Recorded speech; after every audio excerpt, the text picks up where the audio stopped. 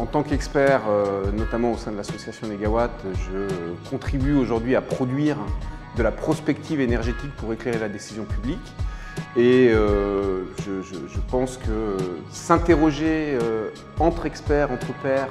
sur la fonction même de la prospective et la manière dont elle s'insère bien ou mal dans le jeu politique et dans le débat public est quelque chose de fondamental. Voilà, donc, contribuer à cet atelier, pour moi, était vraiment important en termes de posture réflexive sur ma propre production. La prospective peut être,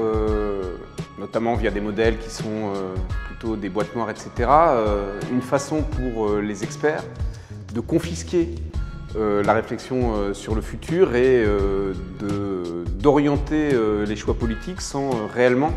les expliciter et donc permettre leur mise en débat. Moi, je m'inscris au contraire, évidemment, dans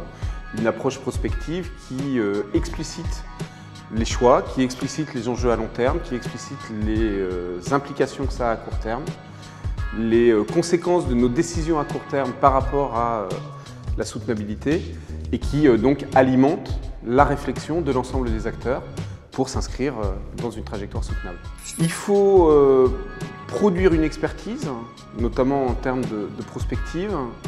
qui soit appropriable dans une traduction concrète par l'ensemble des acteurs, y compris les citoyens, en particulier quand on parle dans nos domaines d'une transition énergétique ou d'une transition écologique,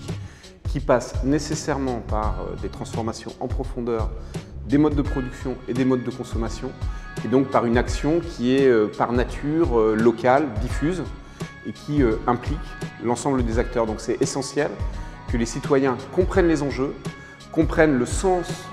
des actions et des orientations que les experts comme nous leur recommandent,